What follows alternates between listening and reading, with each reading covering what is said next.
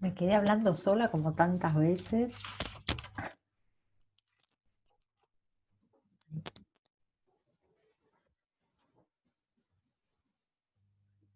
Ahí estamos. Bueno, como el ejercicio nos pedía encontrar los extremos relativos, en realidad a mí me interesa quedarme con la derivada y ver para qué valores esa derivada es cero, ¿sí? Entonces, teníamos tres tipos de puntos críticos, donde la derivada es cero, donde la derivada no existe, o en los extremos del intervalo. Como acá estamos hablando de toda la función, no vamos a tener puntos críticos del tipo 3, es decir, extremos del intervalo. Estamos en R.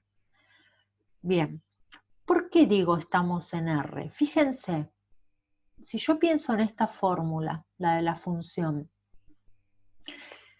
como en el denominador, que es el que me da las pistas para analizar qué valores no podría ponerle, en este caso a la X, ¿sí? Cuando yo miro tengo una raíz cuadrada. Bueno, si yo tengo una raíz cuadrada me tengo que asegurar que todo lo que tenga adentro me dé 0, que en este caso no podría ser porque es un denominador. Por lo tanto tendría que pensar que todo lo que pueda escribirle a la X, todos los valores que le pueda dar, tendrían que devolverme un valor positivo. Y lo cierto es que hasta inclusive le puedo poner 0. ¿Por qué? Porque cuando hago 4 más 0, el denominador no se anula.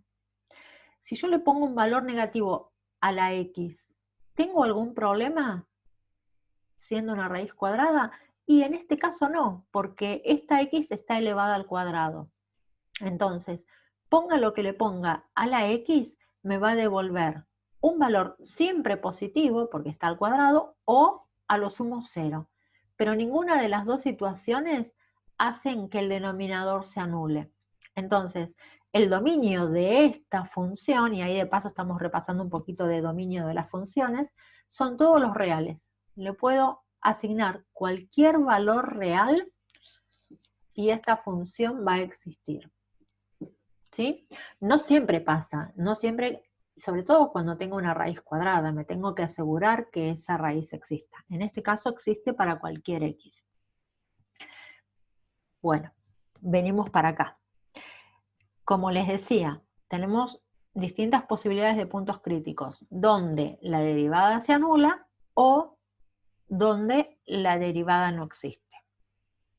Bien, vamos a ver.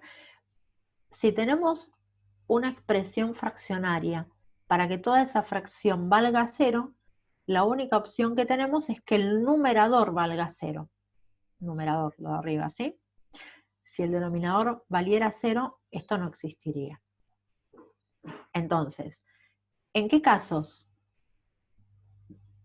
Acá estoy analizando el punto crítico, ¿sí? La existencia. ¿En qué casos ese numerador vale 0? Y cuando x vale 0, porque si es una multiplicación, 0 por lo que tenga acá me va a dar 0, o cuando todo este paréntesis valga 0. Y ahí digo, bueno, ¿para qué valores esto vale 0? X va a ser, si paso el 8, me queda negativo el 8. Raíz de menos 8. Esto, más allá de que yo acá le pudiera poner el módulo, ¿no? Porque estamos despejando y me va a dar dos respuestas, una positiva y una negativa. Esto no existe, ¿sí? No existe en los reales. Entonces, mi único punto crítico es 0. Ahí es donde voy a analizar la existencia de extremos relativos. ¿Cómo hago? Sabiendo que x igual 0 es punto crítico, tengo dos opciones. Buscar el criterio de la derivada segunda y miro la función y digo recorcholis. En realidad decimos otra cosa, pero recorcholis queda muchísimo mejor. Si quiero derivar esto, va a estar complicado. Entonces, en lugar del criterio de la derivada segunda, recurrimos al criterio del cambio de signo de la derivada primera. ¿Sí? Criterio de cambio de signo de f' de x. ¿Y qué es eso? Y si yo tengo que x igual 0 es mi punto crítico, ¿qué voy a hacer? Terminó de grabarse y se me puso todo blanco, me asustó. Me fijo qué pasa con la derivada en un valor ubicado a la izquierda del 0 y en un valor ubicado a la derecha del 0. ¿Y qué valor tengo que poner? El que me guste más, el que me haga las cosas más fáciles. A mí no se me ocurriría ponerle menos 7 raíz de 19. ¿Y por qué? ¿No se puede? Sí se puede, pero va a ser que tenga que hacer muchas más cuentas. Entonces, bueno, si no le puedo poner 0, le voy a poner un número fácil para resolver. Por ejemplo, voy a calcular f' de menos 1. Y ahí ya no están viendo, así que a ver si bajo otra vez. Sí. Ahí sí, ¿no?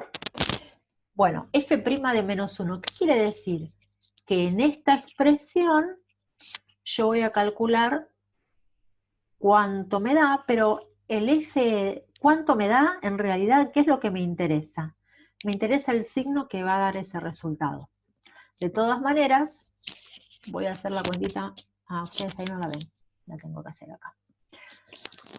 Tengo, reemplazando en la derivada, acá, ¿sí? Menos 1 por 8 más menos 1 al cuadrado. Sobre raíz cuadrada de 4 más menos 1 al cuadrado y todo eso al cubo. Propiedades de las potencias. Este cubo lo puedo escribir a el paréntesis o lo puedo escribir acá fuera de la raíz. Da lo mismo, no es que acá me confundí, estoy haciendo uso de la propiedad, vale exactamente igual. ¿Qué pasa con el signo? Acá, esto me da menos 1 al cuadrado, es positivo. ¿Sí? 1. 8 más 1, 9. Menos 1 por 9, me queda menos 9. En el denominador, haga lo que haga, como este está al cuadrado, me va a quedar positivo. Entonces, 4 más 1, 5. Raíz de 5 elevado al cubo. Bueno, o raíz de 5 al cubo, que es raíz de 125. ¿Qué es lo que me importa de acá? Yo voy a ponerlo así, raíz de 125. De acá lo que me interesa, lo quiero escribir para no mezclarlo porque voy a hacer el cálculo de este lado. Acá arriba me quedó menos 9, habíamos dicho. Y acá tengo raíz de 125. De acá que me interesa que el signo es negativo. Es lo único que me importa de verdad. Signo negativo. Ahí lo ven bien. ¿Qué me está diciendo ese signo negativo? Esto. Yo lo voy a marcar así, con flechitas. Flechita para abajo. Como que viene decreciendo. Hago lo mismo para calcular el signo de la derivada primera del lado derecho del 0. ¿Sí? Acá estaba del lado izquierdo. Ahora veo qué pasa del lado derecho. Obviamente voy a buscar un número que me resulte cómodo. Si ustedes quieren colocar cualquier otro número, saben que lo pueden hacer siempre y cuando esté a la derecha del 0 en este caso. Una aclaración, ¿qué hubiera pasado si había más puntos críticos? Supónganse que tenía 3, 5, etc. Cuando yo busco un valor a la derecha del 0, si acá tengo otro punto crítico, tengo que ver que ese punto crítico, perdón, que ese valor en el que quiero evaluar la derivada esté entre los dos puntos críticos. Si yo hubiera elegido acá 3,5, ya no estaría evaluando el signo de la derivada acá en este sector, sino acá, si ponía 3,5, ¿sí? Eso es para que lo tengan en cuenta para otros casos. Bueno, busco el signo de la derivada primera del lado derecho del 0. Cuentitas, me va a quedar 1 por, y de vuelta 8 más 1, en este caso, porque 1 al cuadrado es 1, sobre la raíz de 4 más 1 y al cubo. ¿Qué signo tenemos acá como resultado? Todo positivo. y eso es lo que me importa, el signo de la derivada primera de este lado. ¿Qué pasa? Como me da positivo, hago una flechita para arriba. ¿Qué decimos?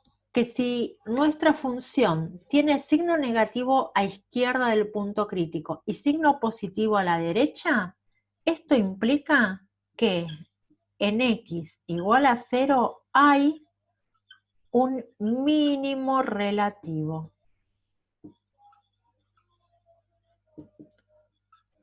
¿Sí?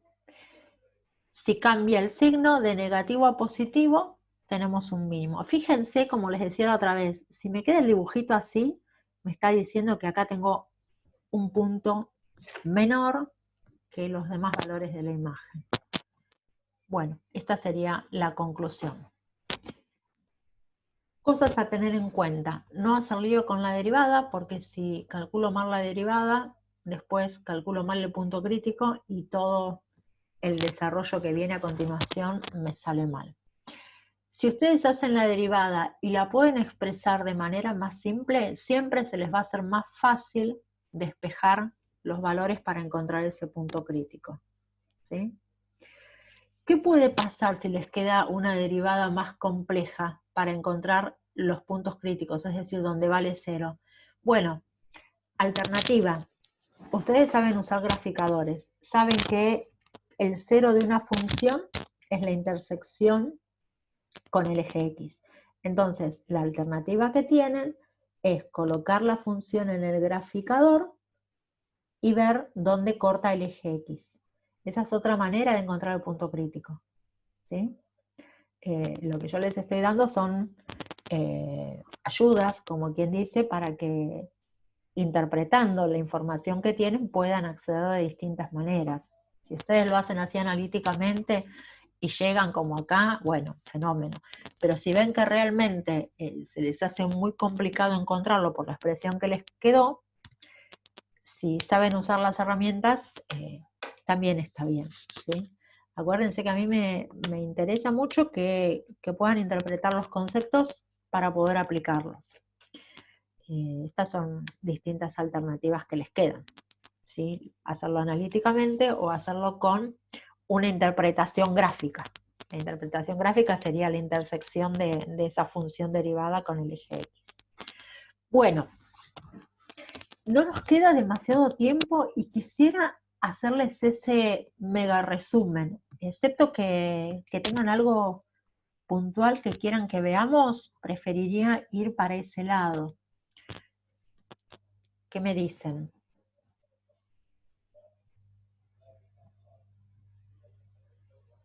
Ok, bueno, voy a volver a enderezar esto un poquito más para no tener que escribir allá en el borde. Voy a correr la guía un rato y borramos. ¿Se puede borrar, no? Resumen por dos. Bien. ¿Puedo borrarles, chicos? Sí, estamos. Igual les subí, no sé si alguien estaba necesitando. Bueno, otra cosa, cuando ustedes tienen que empezar a analizar una función, si la ponen en el graficador de entrada, también es una manera de darse cuenta si el camino que están siguiendo, por ejemplo acá, si ustedes ponen en el graficador esa función, bueno, ahora no tengo muy presente la fórmula porque saqué todo, pero ya de entrada se dan cuenta si determinan que 0 es el punto crítico, si está bien o si no, ¿sí? Y bueno, eso también los ayuda a orientarse.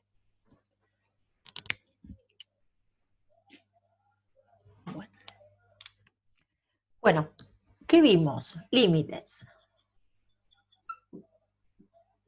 ¿Qué es el límite de una función? Es saber a qué valor se acerca la imagen cuando la X se acerca a cierto valor. ¿Qué es importante tener en cuenta? Que si L existe, si existe el límite, entonces L es único, no puede haber distintos límites cuando me acerco a un punto. Y acá es donde decíamos que teníamos límites laterales. Si el límite con x tendiendo a por izquierda es igual al límite con x tendiendo a por derecha, de la misma función, ¿no? ¿Sí? Y me da L, entonces L existe.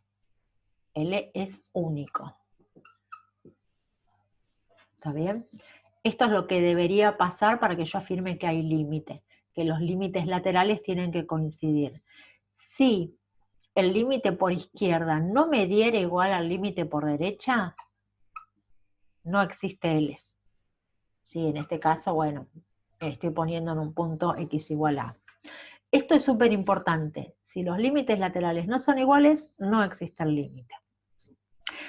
¿Qué tenemos después? Me parece que conviene que deje sin escribirles las propiedades de los límites con detalle, pero acuérdense que teníamos límite de constante, que me da la constante, ¿sí? Cuando x tiende a... Bueno, el tema es que si yo no se lo escribo y les escribo las cosas a medias, si las interpretan a medias, después me van a matar. Entonces, límite de constante, para que lo recuerden. Límites que tienen que tener presente. Límite de suma y resta de funciones, que lo podemos trabajar o pensar como la suma de los distintos límites. Límite del producto, ¿sí? Que sería el producto de los límites. Límite de constante por función, que sería la constante por el límite de la función. Esto está súper mega, lo tenía pensado para desarrollar, pero no nos va a dar el tiempo si sigo. Límite de potencia, que sería el límite de la base elevado al límite del exponente. ¿Cómo generalizamos esto? Tenemos dos situaciones como más particulares, cuando trabajamos con el límite en un punto y cuando trabajamos con el límite tendiendo a infinito. Límite de la función cuando x tiende a A puede ser que nos dé un valor L en el caso en que nos coincidían los límites laterales, o puede que no exista ese límite. ¿Cuándo puede que no exista el límite? Cuando los límites laterales son diferentes o cuando el resultado de lo que queremos calcular nos da más o menos infinito. Esto es importante en el sentido de que nosotros ponemos más o menos infinito. Que le escribamos algo, que escribamos qué le pasa a la función y que lo que estemos diciendo es que la función tiende a más o menos infinito, no quiere decir que exista el límite, al contrario, ¿sí? No lo vamos a poder determinar, entonces decimos que no existe, en cualquiera de estas dos situaciones. La única situación en la que el límite existe es si yo puedo encontrar un número, no importa que ese número sea grande, chiquito, decimal, entero o lo que sea. Si yo encuentro el límite, si al calcular el límite me da un valor numérico único, ahí existe el límite. En estos dos casos no existe el límite. Bien, ¿qué más tenemos que tener en cuenta para calcular el límite? A ver, para el cálculo.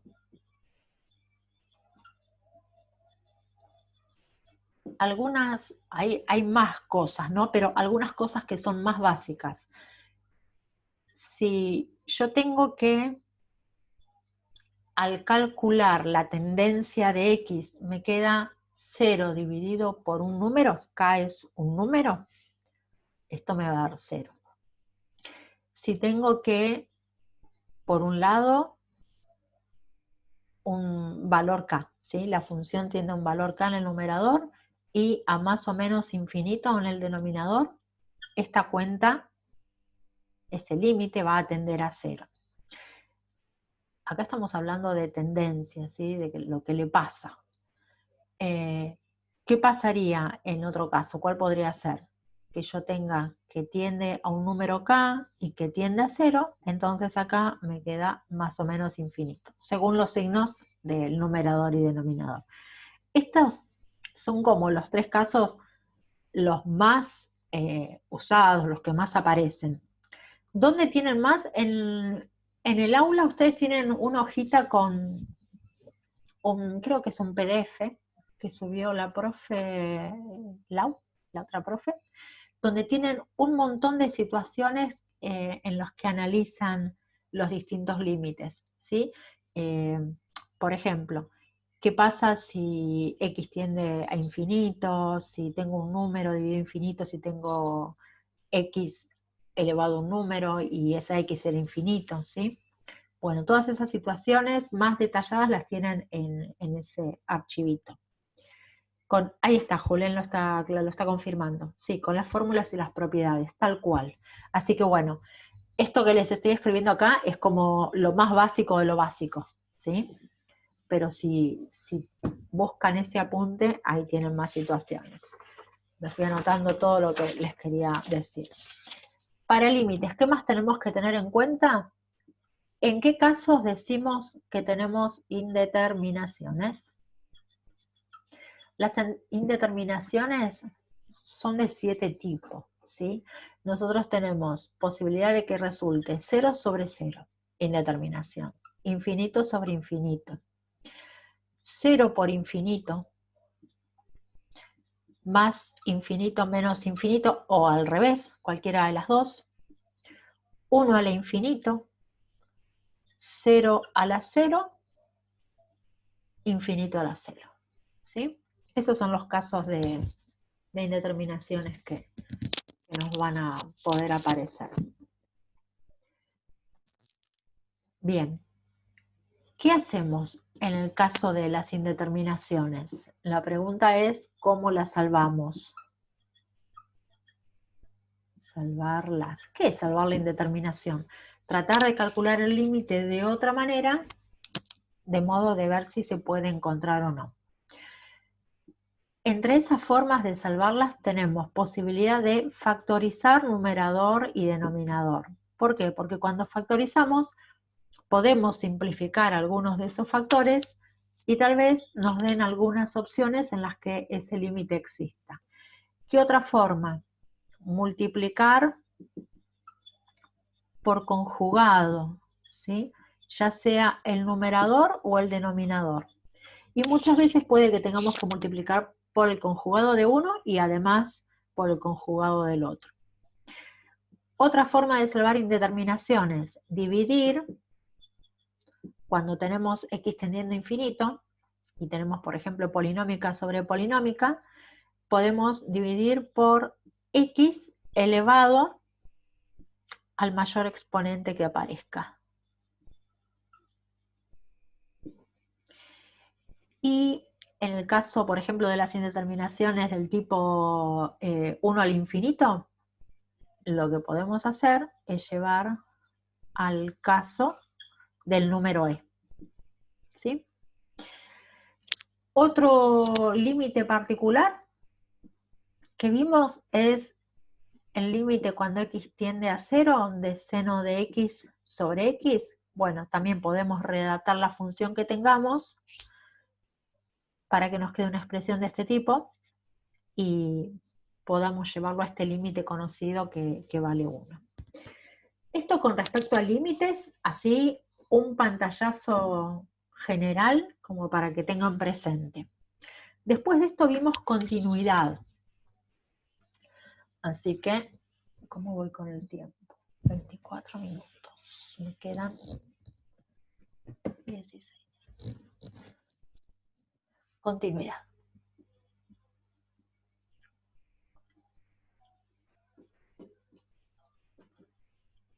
Bueno, dicho en criollo, ¿qué observamos en una función continua? Que yo puedo dibujar toda la función sin levantar el lápiz. Eso es bien en criollo. ¿Qué puede pasar?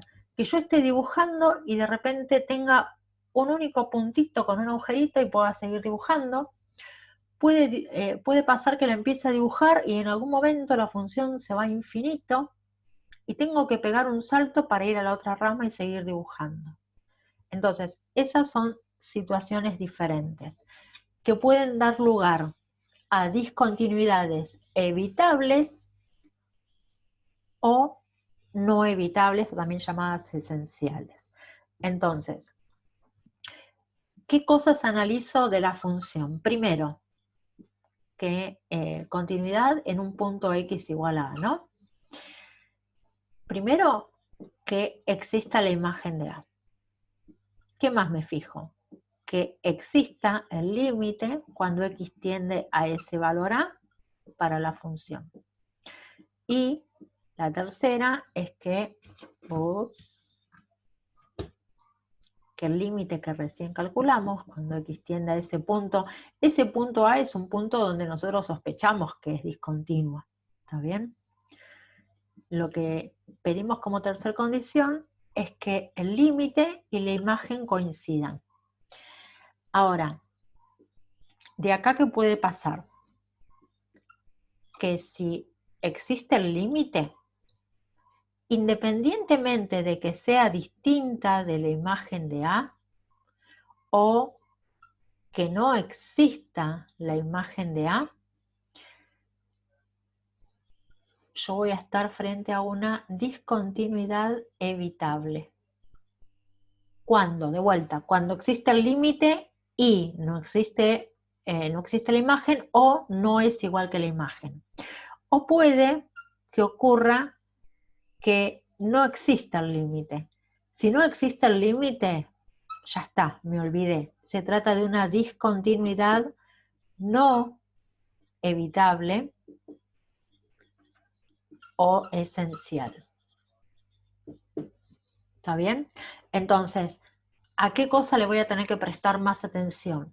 A lo que está pasando con el límite. Es decir, no estoy diciéndoles que estas tres condiciones no se tienen que cumplir. Lo que estoy diciendo es que lo que de alguna manera determina la continuidad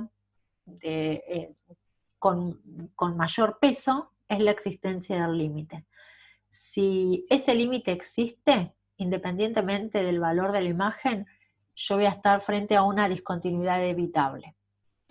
Ahora, si el límite no existe, independientemente de que exista la imagen o no, bueno, la discontinuidad va a ser esencial o no evitable. Para que la función sea continua, tengo que ver que se cumplan las tres cosas. Eso es en cuanto a continuidad lo que tenemos como cuestión importante. Bien, después vimos los teoremas del valor intermedio y el teorema de Bolzano, ¿sí?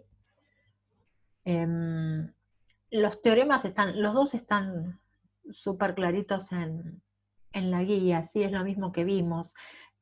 Tal vez el de Bolzano, que tiene que ver con que si tengo para una función una imagen positiva y en otro extremo de un intervalo de esa función otra imagen negativa, lo que ocurre es que en algún momento esa función atravesó el eje X. Bueno, eso es un punto bastante importante.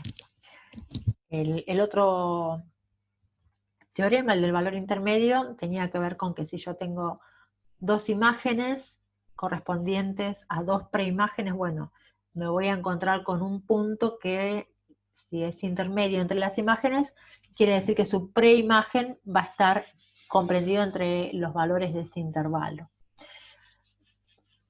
Recuerden que lo tienen con más detalle, lo tienen explicado incluso en un video de una de las clases que está identificada, pero bueno, quiero que avancemos un poquito más porque nos quedan solo 10. Después, a partir de ahí, vimos derivada. Derivada. Bueno, ¿qué es lo importante de la derivada? Primero la definición y cuál es la interpretación geométrica. Si yo tengo una función igual a f de x y un valor x0 de esa función del dominio, ¿a qué llamamos derivada? Al límite. Cuando h tiende a 0, ¿sí? de la función en ese punto x0 más el h menos f. Bueno, acá sería, si yo pongo x0 acá, acá le tengo que poner x0. Si no, le tendría que haber puesto x, x y x, ¿sí? Si yo acá ponía x.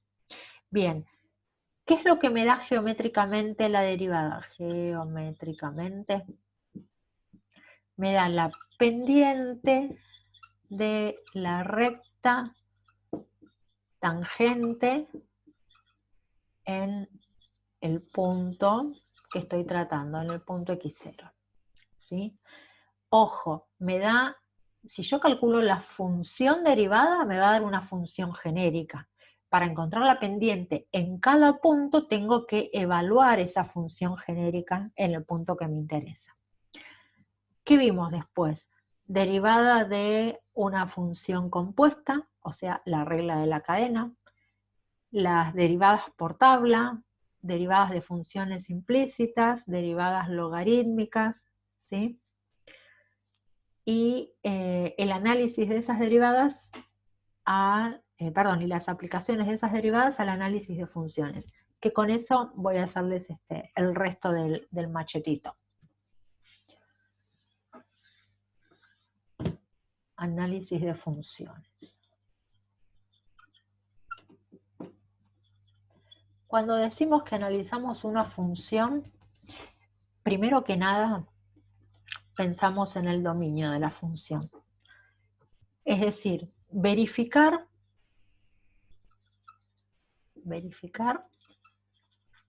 para qué valores existe. Eso es pensar en el dominio de la función. Ahora, ¿qué cosas tenemos que tener en cuenta para saber en qué valores existe? Puede pasar que se trate de una función con denominador, entonces, si tiene denominador, si es una expresión algebraica o fraccionaria, denominador, que el denominador no valga 0, ¿está bien? Y excluir los valores que anulan el denominador. Entonces, acá ponemos excluir valores que anulan. Espero que si ustedes están escribiendo esto después, completen con lo que yo no llego a escribir, que les comento y no estoy escribiendo. ¿Qué puede pasar? Si se trata de raíz,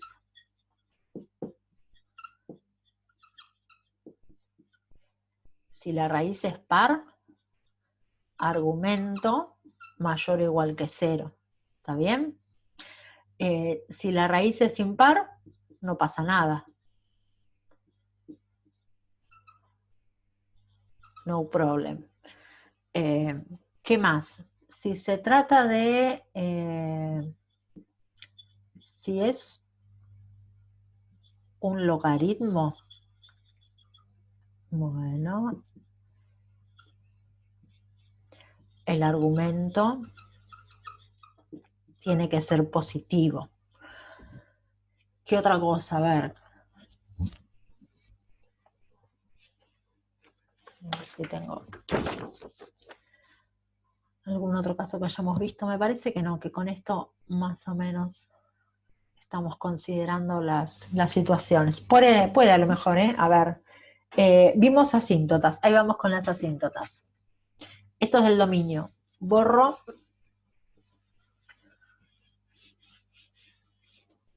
Vamos volando. Asíntotas.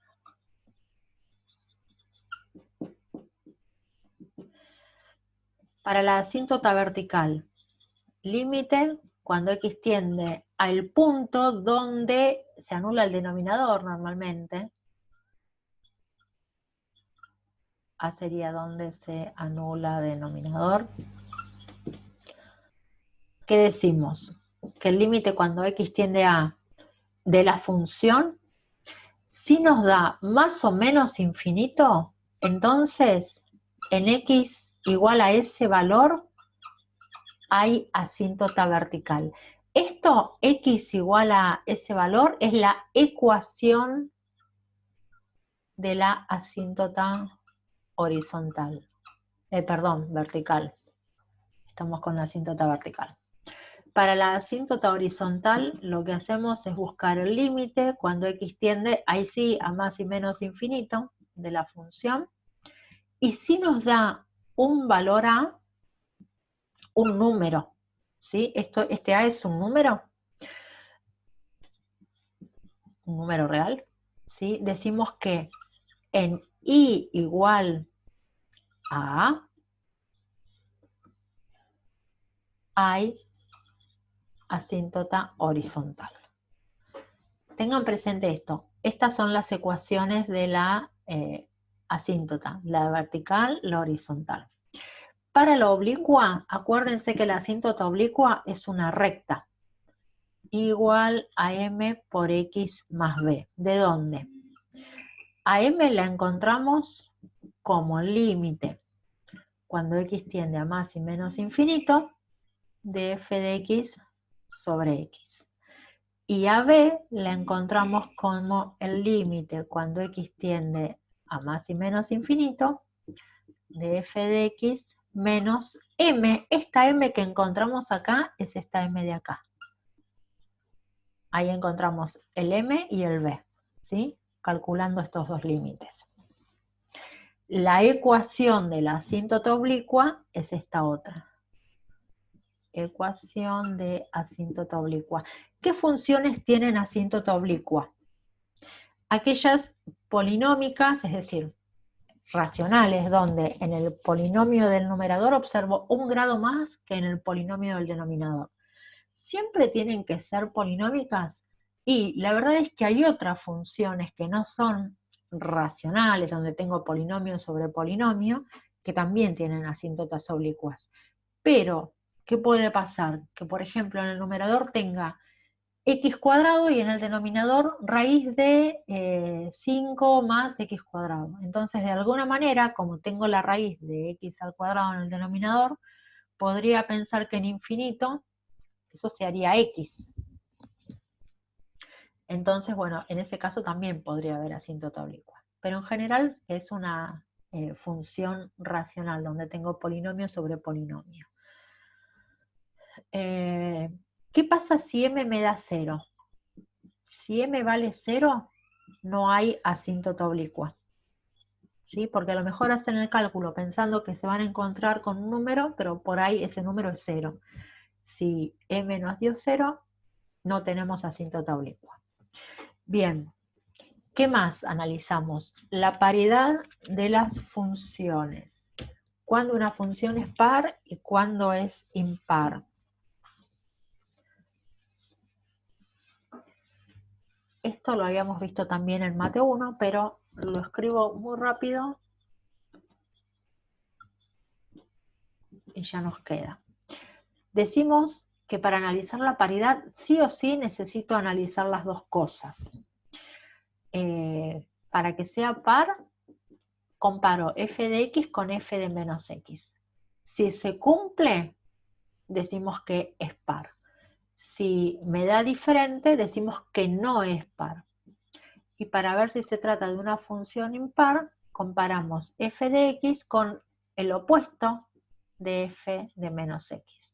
De la misma manera, si se cumple, es impar. Si no se cumple, no es